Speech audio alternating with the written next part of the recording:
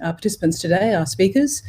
Thanks for introducing everybody, Colin, and for inviting us here today. So let's jump right in. The topic of today is what's next? The future of legal life and work post-pandemic. And we're trying to think about it in terms of legal operations to ensure that it's both interesting and relevant to everyone. So once I've introduced this survey set and the data, we'll then have a bit of a deep dive and a discussion about how that affects you in legal operations. Great. Just trying to get to number 2. There we go.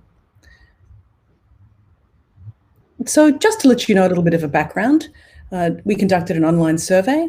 We considered the impact and challenges facing the legal industry. And we also looked at their organizations' responses to the pandemic and also the post-pandemic future of legal teams. We received about 215 responses, and we took a look at those directly. And we also then interviewed about 41 respondents. In terms of the respondent profile, where were these people from? Well, they were from about 24 industries, mostly financial services, information technology and related services, and food and beverage, which was interesting. But you can see from the distribution here that there was a wide range of different people from different profile industries. So what size were these industries? The respondents represented organizations of varying size, and you can see that 16% of respondents were from organizations of more than 10,000, and we had one person from an organization of 1, and every size in between. This is an interesting question because continuity planning is one thing that many organizations completely have totally focused on. Business continuity planning is a key part of how the organization responds in the event of an emergency. Interestingly, though, 74% of organizations had a well-developed business plan, but 26% did not, which means that 26% of our respondents were in a position to have to jump through hoops and step backwards and sideways, attempting to organize their organization's responses. So let's think about then, what did people say about the procedures that they implemented? Some were very ready to implement these, and others were implementing following a bit of a planning stage. And a lot of people, of course, were using remote communications and collaboration technologies like Slack and Zoom and WebEx, 97%. And the usual things that you know about now: curtailing or postponing travel, work from home, cancelling events, PPE, social distancing, changing working hours, counselling, quarantines, policies for paid and unpaid leave and vacation, changing facility cleaning schedules, etc. All those things you might expect. And in terms of the number of procedures implemented, it's astounding how many people actually had to implement these procedures, and ultimately then how much they end up costing the organization in terms of resources and time. So there are a number of organizations that implemented up to 11 different types of procedures.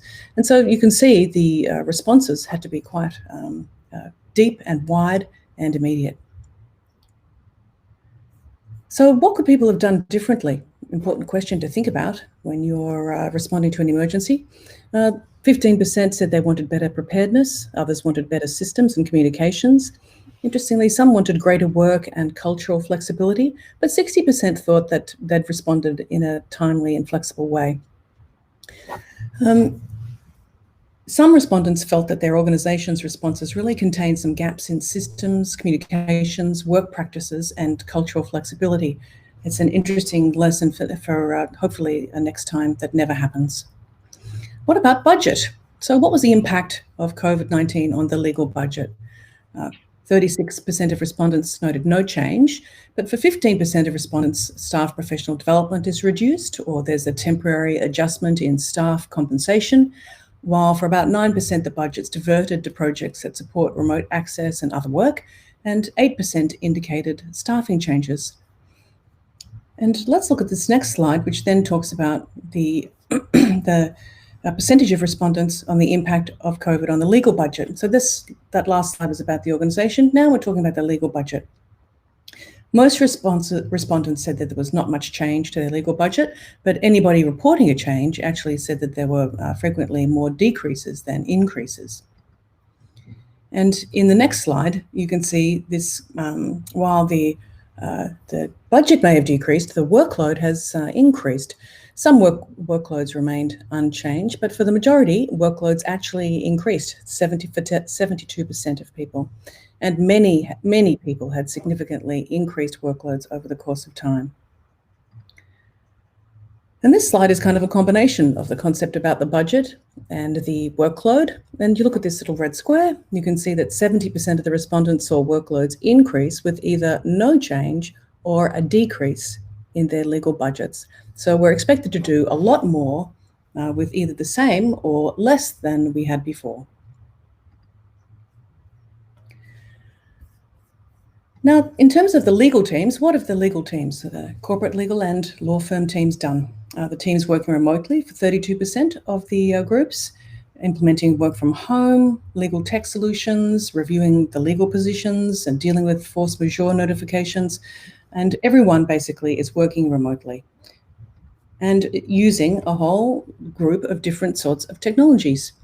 So recently, many people have, just over half, have acquired legal tech in the past 12 months. And for those people who reported acquiring legal tech, 44% acquired contract management systems, 28% acquired matter management systems, and about 27% acquired document management systems. So there's been a lot of uptake in terms of legal technologies, both recently in the past year, but also in response to the pandemic. So it's interesting to note the perception of the impact of COVID on the economy. And these legal professionals, virtually all, predicted that COVID will have a moderate term impact or a devastating and long-term impact on the economy, most hovering around this central portion of moderate to medium impact. Interesting, the pessimism, and we can discuss that as part of our discussion later. So thinking about the impact of the effect of COVID on the organisation, respondents thought COVID will have a neutral to negative impact on their respective organisations, but it's heartening to see that most people thought that their organisation was going to fare reasonably well and either have a neutral or a somewhat negative or impact, but not too devastating. And talking about reopening, processes for remote opening, continued remote work, limited travel, alternate teams on different days, avoiding group meetings, all these things you know. So the majority are really going to continue to work remotely with limited travel, alternating teams, avoiding group meetings, staggered work times when the office does reopen. And some offices will probably reopen earlier than others, of course, based on the outcome of different sorts of COVID restrictions and the current infection rates. So what's going to happen afterwards? What's the view on the continuation of remote work? Overwhelmingly, a majority of respondents believe their organisations will continue remote work even after their offices reopen. And I think a lot of people have a new view about how they're going to be working. And many people I talk to can't imagine themselves going to the office more than a couple of days a week. Some, of course, will be returning indefinitely, to the office, but a much smaller proportion than we might have predicted. A lot of people are unsure, and I think that reflects a lot of corporates have not yet made the decision about remote work and returning to work. And just as a caveat, participants today who will be discussing their organisations some organisations have not made their policies clear. So some of these opinions we'll express today are the opinions of participants rather than their organisations. So returning to the office. Where are people up to? More than half of the respondents have begun to plan their post-COVID workplace for legal departments, but only 14% have actually executed their plans and people are returning to the office. Many people are at stage 3, planning to return, but not yet returned. Stage 2, begun planning. And stage 1, many people, of course, in the United States would still be focusing on the day-to-day operations with no plan to return rapidly. So this is a very important question for how the organisation is going to meet the changes to the economy. So these are kind of open-ended questions that we ask people. What do you think is going to happen next with regard to your organisation? And many people talked about managing costs, strategizing to adapt and capitalise, better financial hygiene, greater technology adoption. digitizing their products and their services, strategic agility and adjustments made, investigating new businesses and new ventures, getting closer to clients and scaling according to the new requirements, becoming more innovative, a leaner workforce, restructuring, optimizing office space, meeting the client's cost demands, so changing their own pricing, consolidation, change management. And it's interesting to see how many different sorts of ways businesses are going to be responding, and we'll explore that in a little bit more detail. And this is, I think, the most interesting slide of all, and this is about the people. So how will working life change, and what changes will happen, and how will working life change?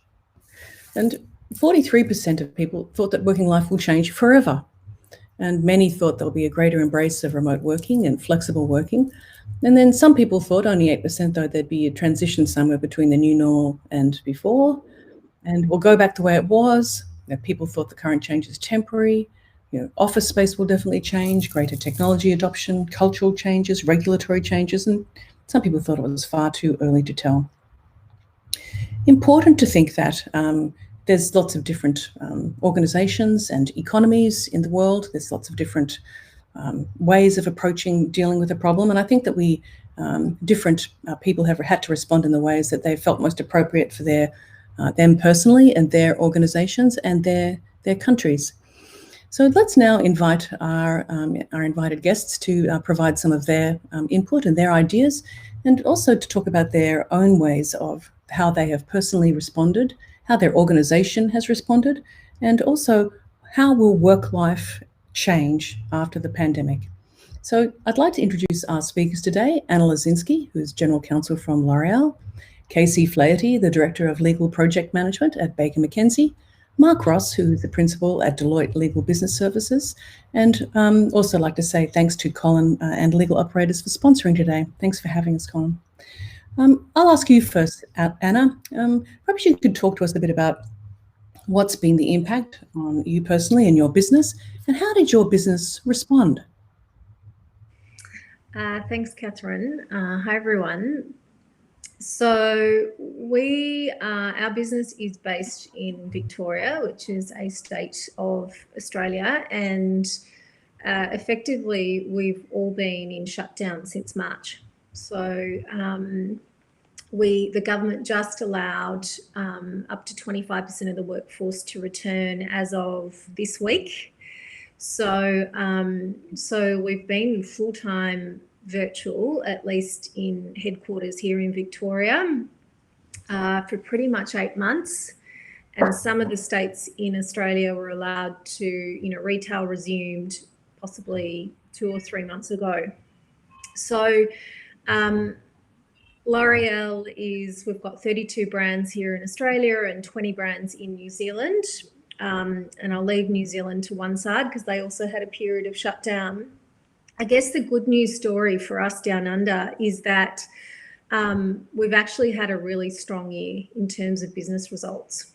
So we always were playing in the e-commerce space, but that really was accelerated through COVID.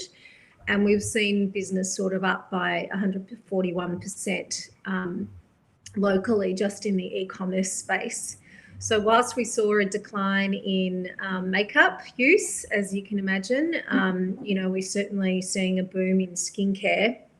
And then everyone, I think, has had a greater appreciation for their hairdresser and hair care, particularly if you tried to cut your hair yourself or cut the hair of your family.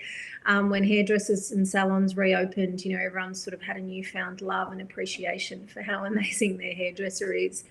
So business is really, we've really made some smart decisions around that.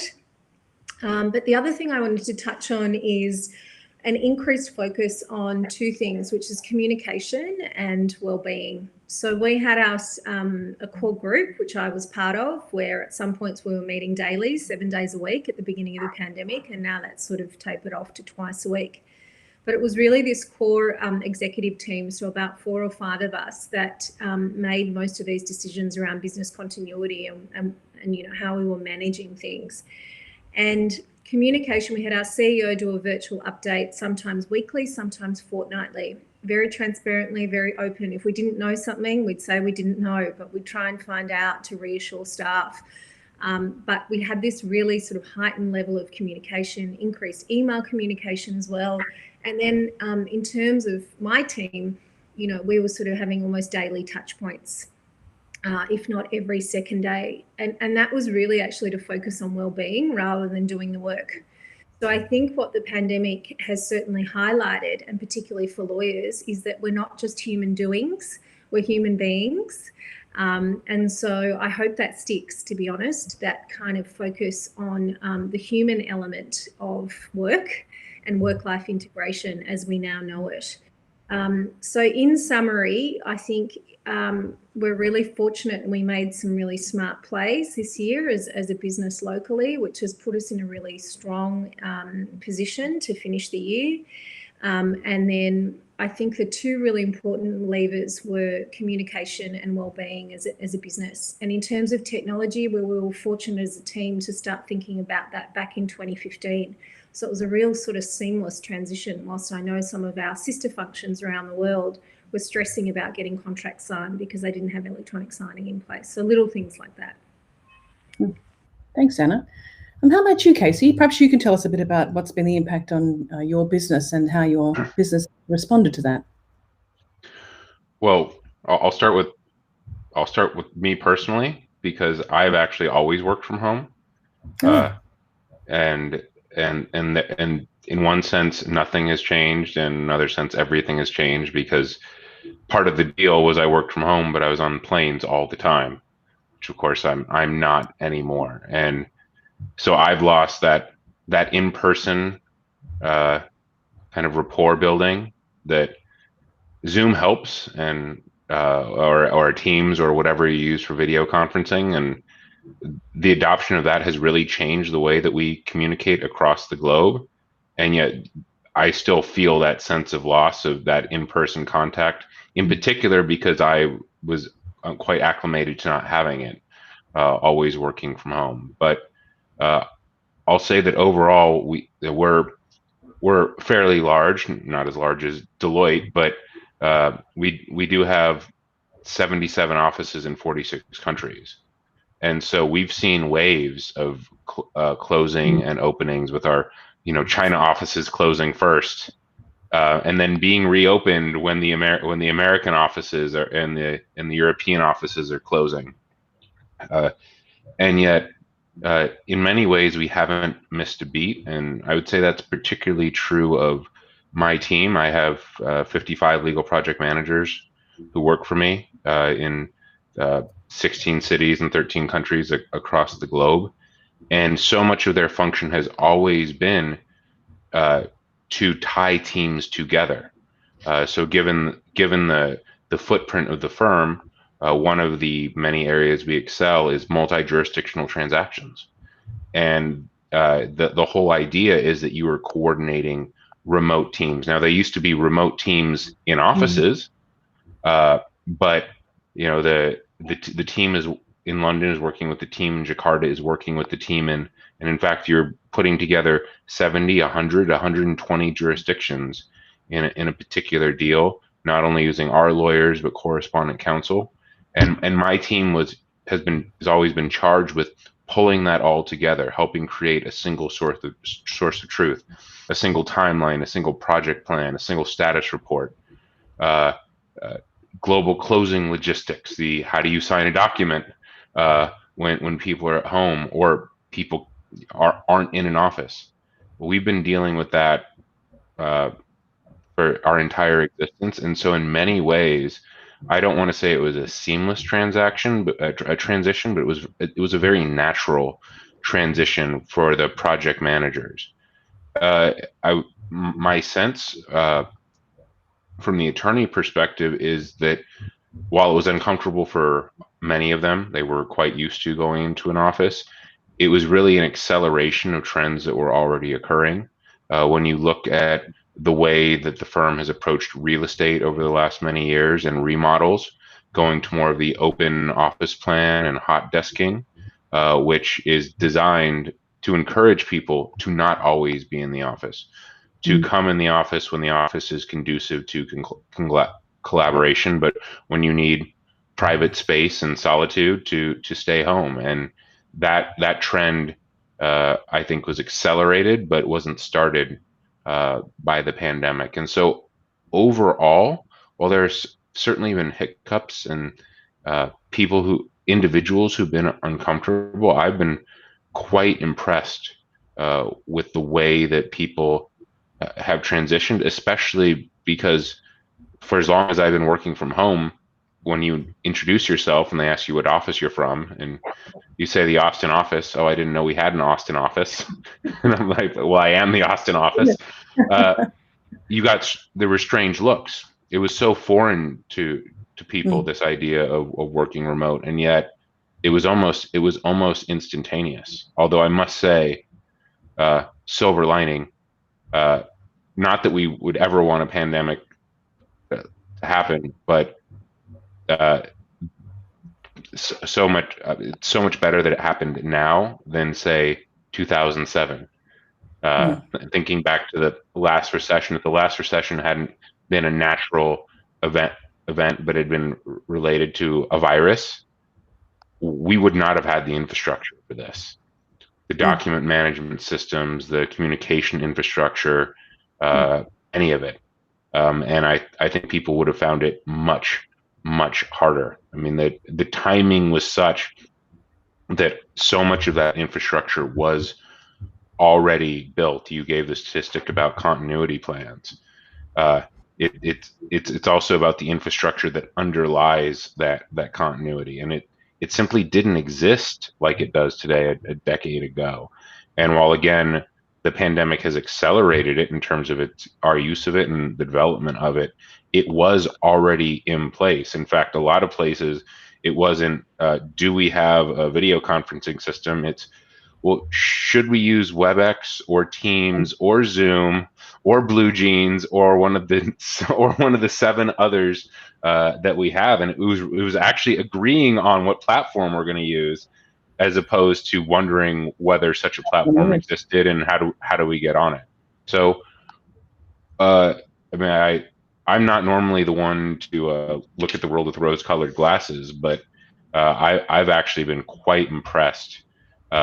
And not just with our firm. Again, we work with correspondent counsel all over the world, and obviously with clients all over the world. And I haven't seen nearly the number of hiccups I would have expected. Certainly had them here and there, but overall, the work has just kept going on, and it's more about the knock-on effects of the economic downturn and the demand shock that really has people concerned. You know, what kind? It's not that the work has disappeared, but the shape of the work has changed, and clients' needs have changed, and it's responding to that has been more of the challenge than kind of the transition to the work from home, or figuring out what comes next, which we haven't, in the sense we don't have an official policy yet, but everyone's operating assumption seems to be that it'll never quite go back to the way it was, that there will be much more remote work, but there will still be offices, and what the balance ends up being is anybody's guess. Yeah, great. Thanks, Casey. That's really interesting. And it's very client focused too. You know, what you said is really trying to revolve around, you know, what the client's needs are, and that international connections you need to make. How about you, Mark? Maybe you could tell us a little bit from your perspective from Deloitte about the impact of the pandemic on your business and yourself, and how have you been responding? Sure. And first of all, a number of familiar faces on the attendee list and unfamiliar faces. So hope everybody and their families are safe and well, certainly as well as can be expected. So I joined Deloitte on January the 27th of this year.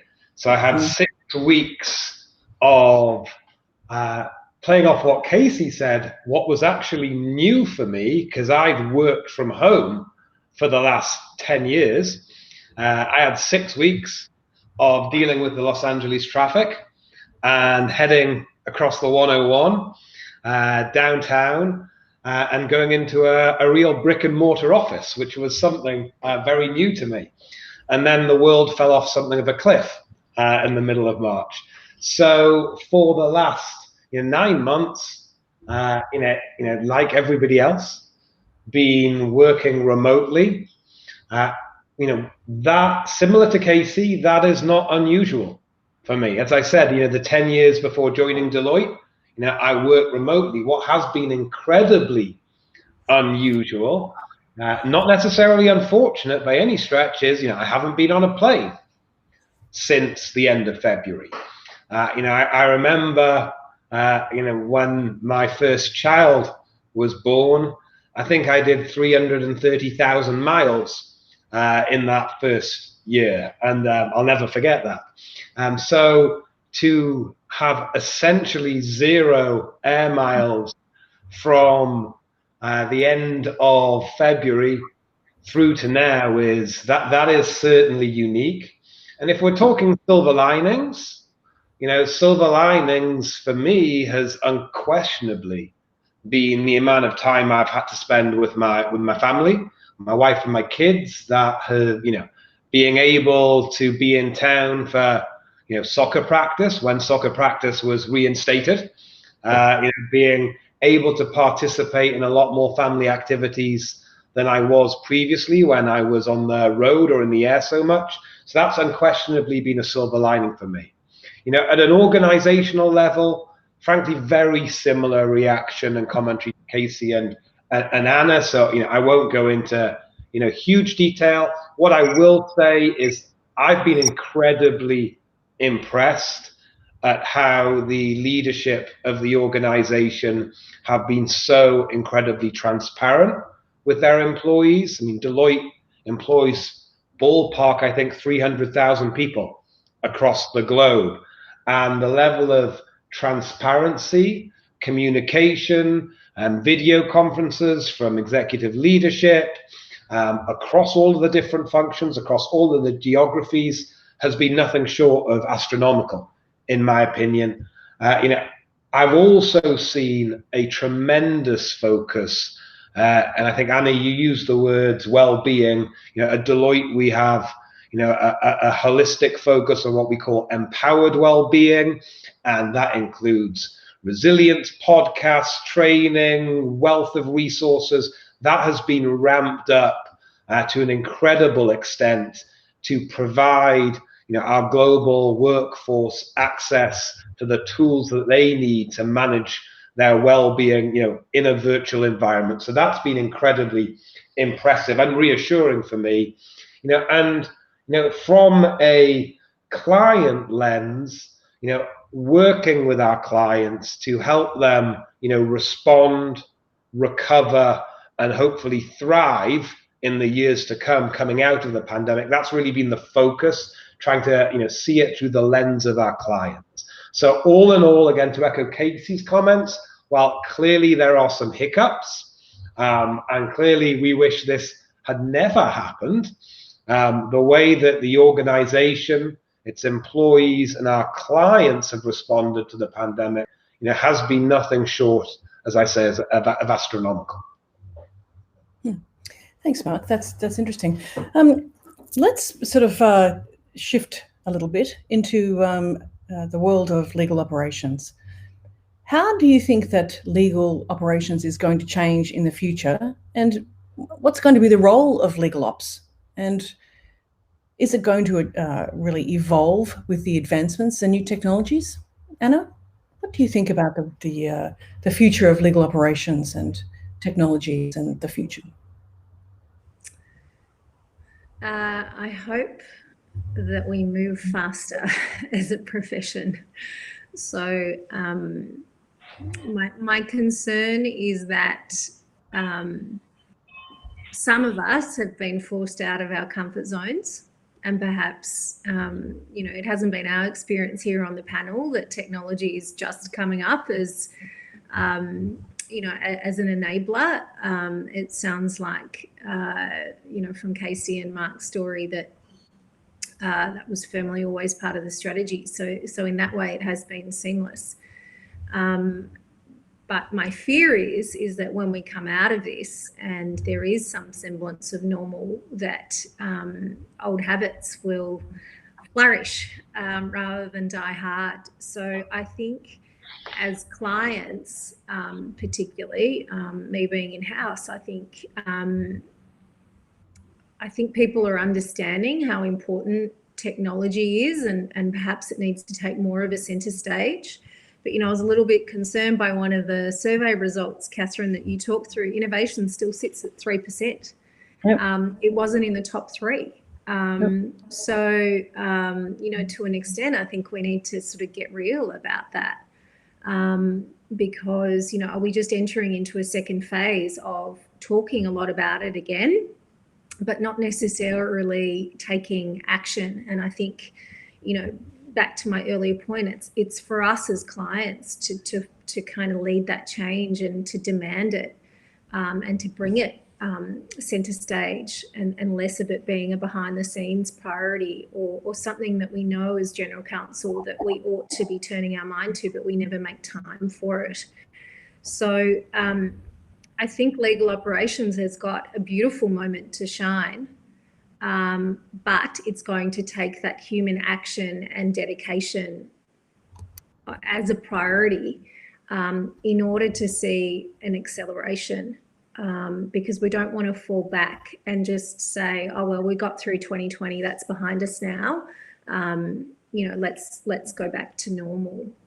Let's redefine normal. I think it's a wonderful opportunity to redefine normal and have technology as one of the top conversations when we're talking about how we solve problems and how we deliver legal services to our clients, rather than it almost be an option of last resort, or perhaps a secondary option. And I'm not saying technology is the answer to everything, by the way. You can have some no-tech, some creative and some innovative no-tech solutions as well.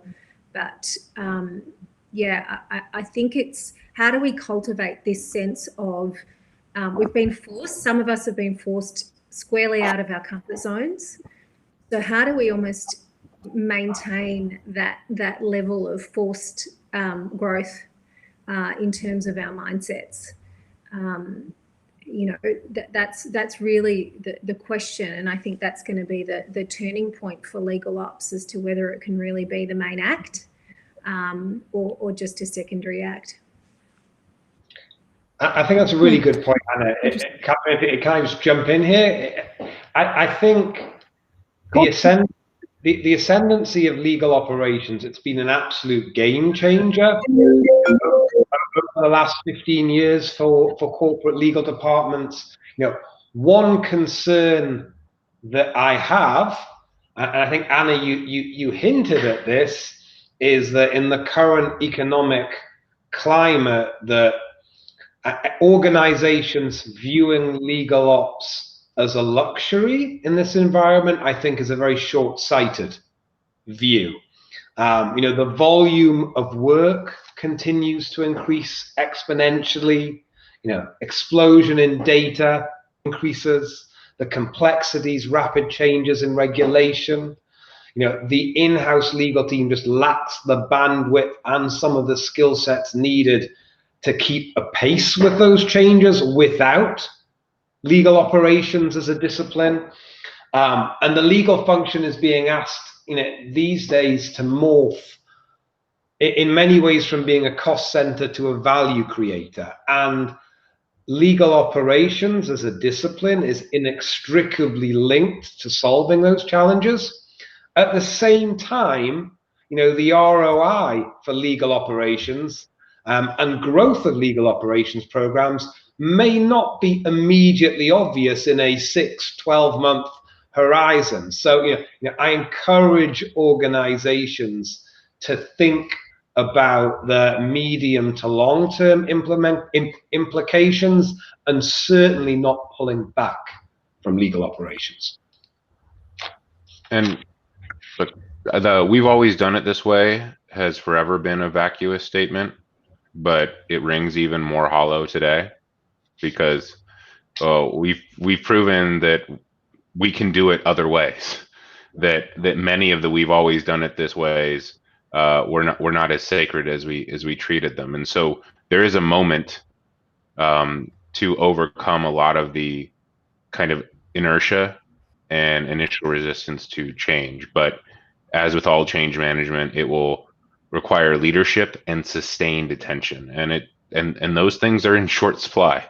And not because we have bad leaders, but because we have leaders who have to deal with so many different things simultaneously, and keeping what is broadly termed legal operations at the forefront can be quite a challenge when there are so many other burning platforms sucking up the oxygen.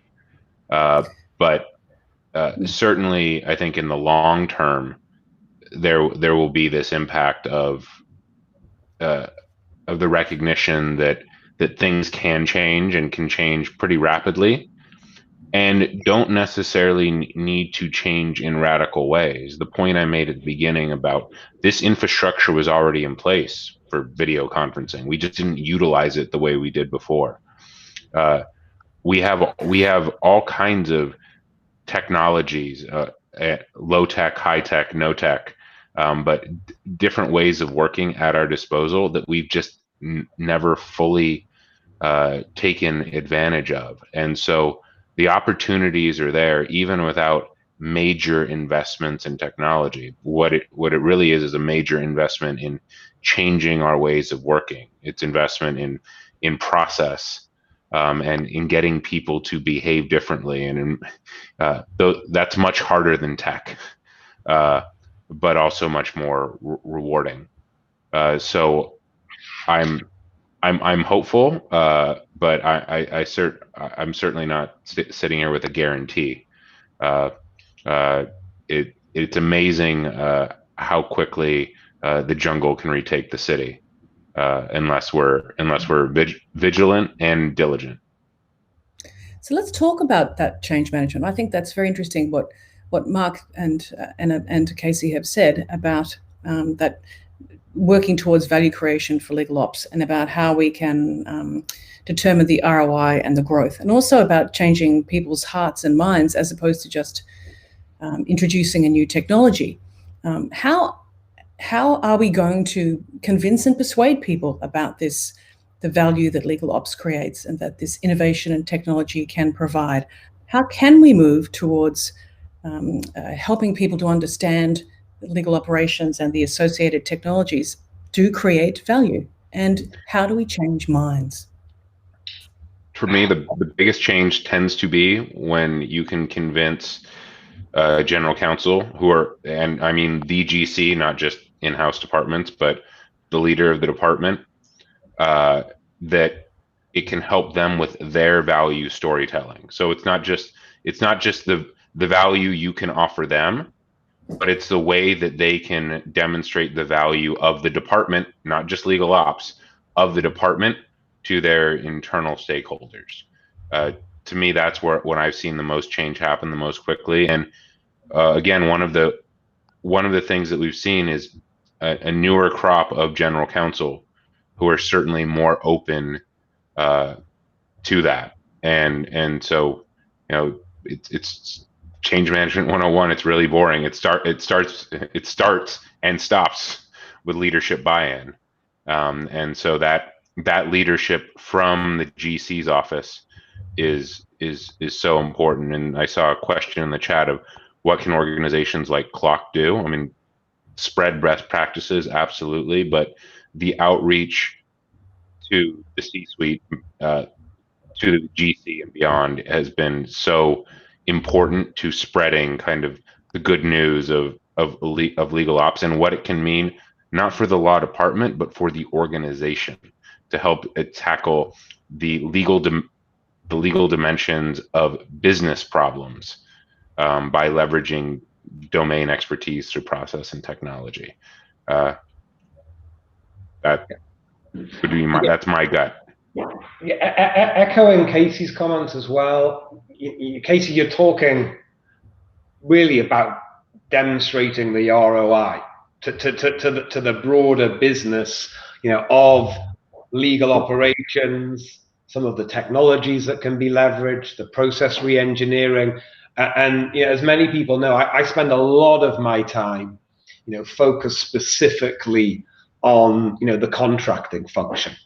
And again, Casey, to your point about a lot of the systems are already in place, you know, what we're seeing in helping folks within legal operations, folks with control of the contracting function, help demonstrate ROI for further investment is, you know, if we can help those organizations, you know, think beyond the four corners of the contract, for, you know, link the data that is contained within contracts to the data in invoicing, in finance, in CRM systems. You know, that way, you know, you can help the organization, you know, monitor and realize contractual performance. You can better monitor obligations and milestones being met, that discounts, other financial incentives are being realized, that you can identify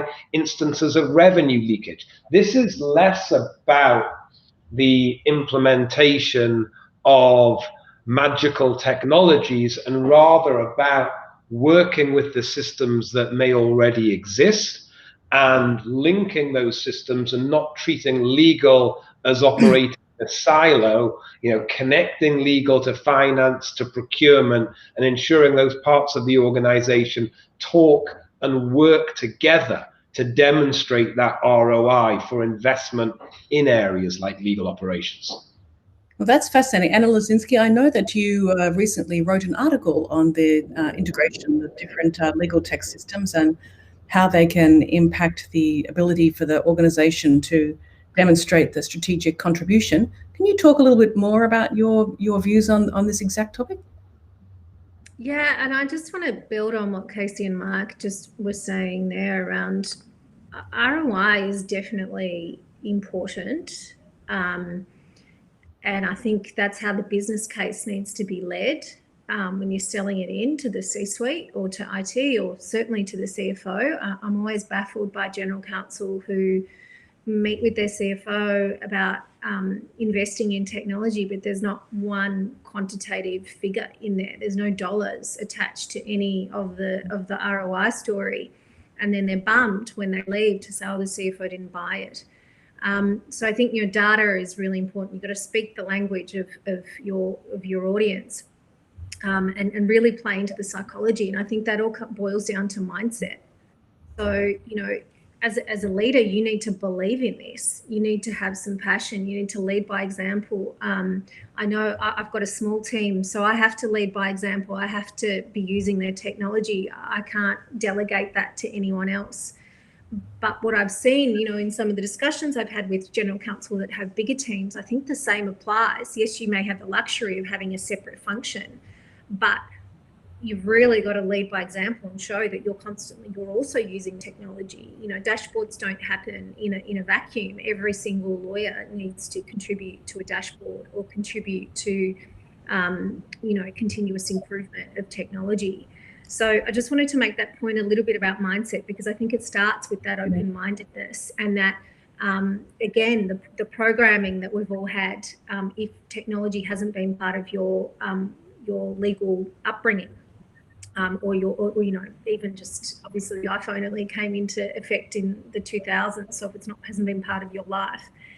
But I just wanted to answer also a question in there around risk framework. So one thing that we did this year really boldly, and more boldly than we ever have before, because our workload was up by 100%. So we were seeing it was just phenomenal.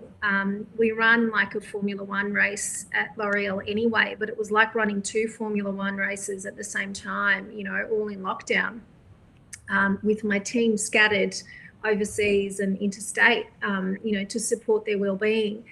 And so what we did is we came together as a team and we were really clear on what our strategic priorities were going to be, and we really honed in and defined what risk looked like, so that we could say to the business, unless it's medium or high risk, we're basically not going to look at it.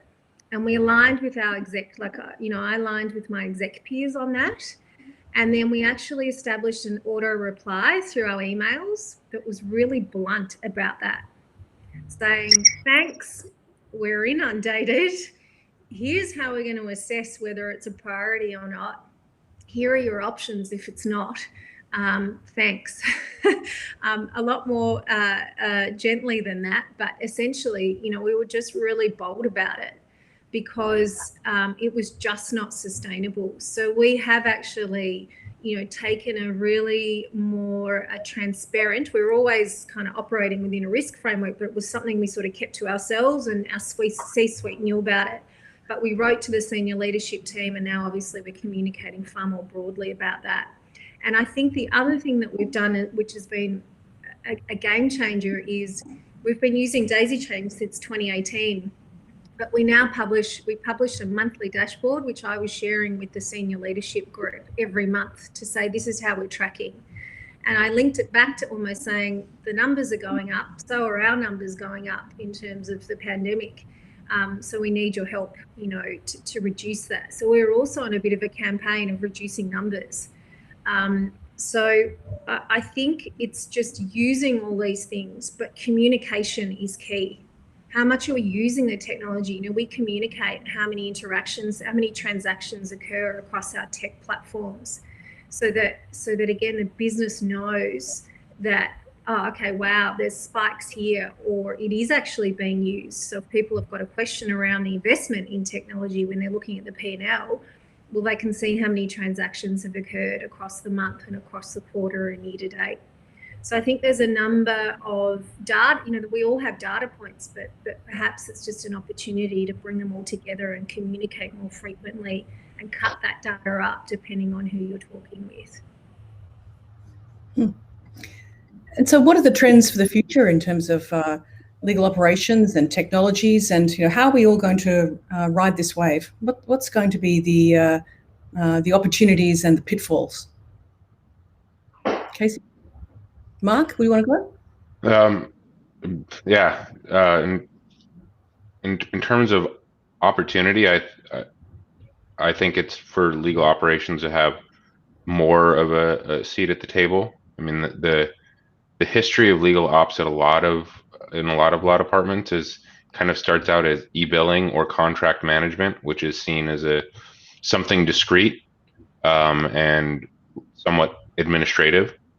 But over time, as the function has grown, you see people make their way up the chain and have a seat at the table, you know, along with the AGCs and the GC in setting their strategic direction of the department. And to the extent that can happen, and it's the right people doing it, then it's a really positive future for legal operations, because it's a very positive future for legal.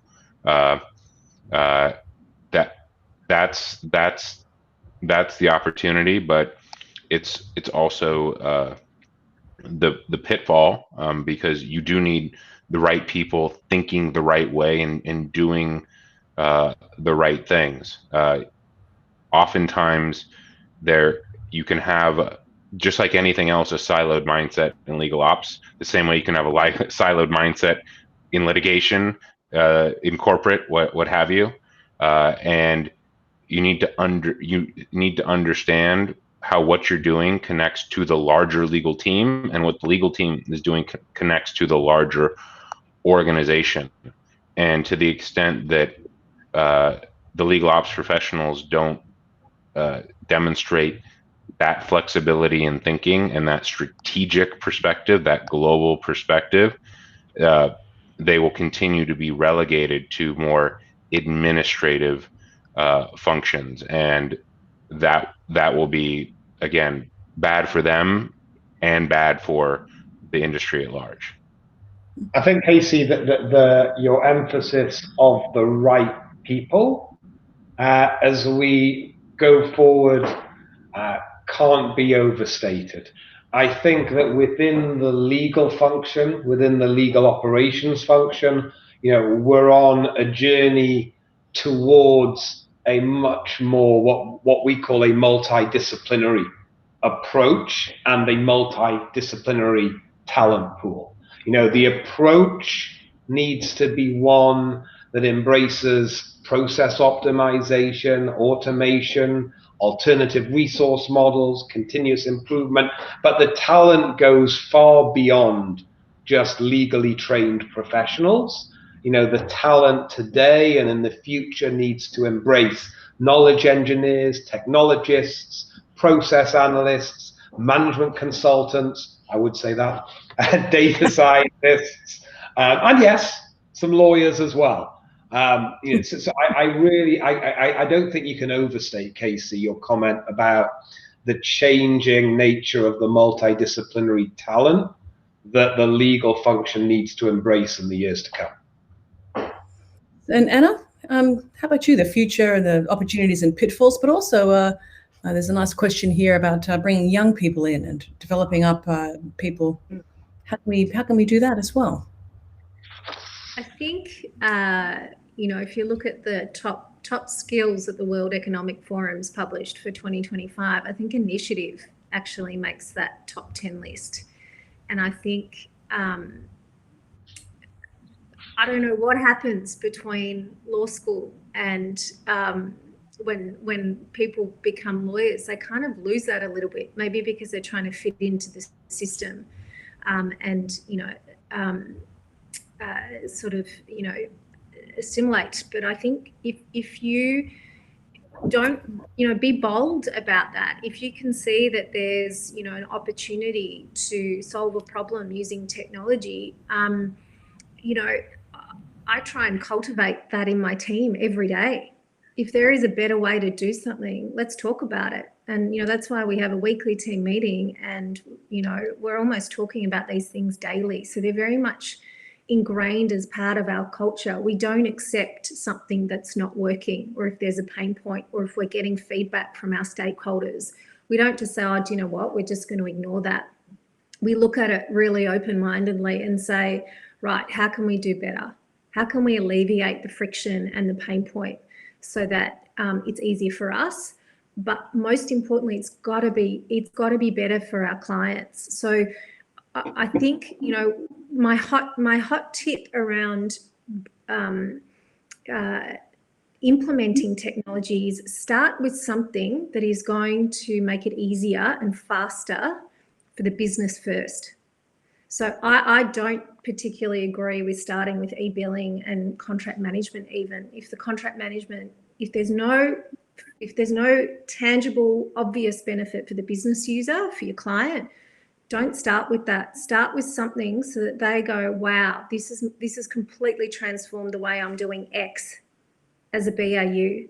And I think that really then is the game changer. And then if they love it, they'll automatically champion it. And it's so much then easier to implement other stuff. So we have strategically chosen to almost put the legal technology stuff like document management and what have you, so the things that no one would see on the outside, as last in our legal ops transformation list, because we really want to, you know, it's about the business and it's about offering a great service for our clients.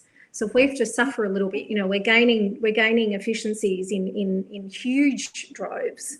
So, you know, you almost need to put yourselves as lawyers last, because that's the hardest to sell in. It just makes it easier, I think. Anyway, that's been our experience. So if you're young, please don't let senior lawyers or dinosaur lawyers beat your initiative and your innovative mindset out of you. You know, keep showing up, keep trying with the ideas, and hopefully, you know, you'll get up one day. Or change organizations, quite frankly. Find a leader that is going to listen to you and that is going to think you're amazing, because I can tell you it's not hard. It's very hard to find, I call them unicorns. It is very hard, to Mark's point, to find lawyers that have an open mindset. A lot of people say that they have one, but when push comes to shove, they can be sometimes the most difficult people in your change management journey, quite frankly. Any other advice for young people? Casey, do you want to add any further advice to people who are starting out, for those who would like to rock in the world of legal ops? Number one, don't assume because you're young you know what you're doing with technology. Look, I created software that's in use at 85 law schools to train young lawyers on the use of Word, Excel, and PDF. So I've tested over 20,000 of them on their baseline knowledge of just basic software, and it's abysmal. And I have the data to prove it. So I know you're comfortable with technology, but that doesn't mean you're good at technology. And one thing that you need to then think about that you often don't is interoperability. You may find something that solves a particular problem, but it creates 5 others, and that is hard to wrap your head around. But you shouldn't let that dissuade you. I want to go back to the point I made earlier. You don't need new tech to work differently. And the tech tools that you already have all kinds of unexplored, useful features that can absolutely change the way that you operate, both on an individual level and on a team level. And so start there. Start with the tools that your organization already gives you, and also I can guarantee for a large percentage of you, your organization has tools that they don't give you, but will give you if you ask. And so try and make friends with IT, and figure out what's available that doesn't need to be procured, that simply needs to be turned on. Because it's sometimes it's amazing what's at your disposal that you didn't know was there, and then tinker. Tinkering is fun, and you learn so much by tinkering. Set aside time for that. If this really is a passion, it won't feel like work. Fantastic. Well, I see that our time is nearly up. I'd like to thank Colin McCarthy and Legal Operators. I think we may have lost you, Catherine. So Colin, I'll step in. Thank you, Colin, and Legal Operators. Catherine's frozen.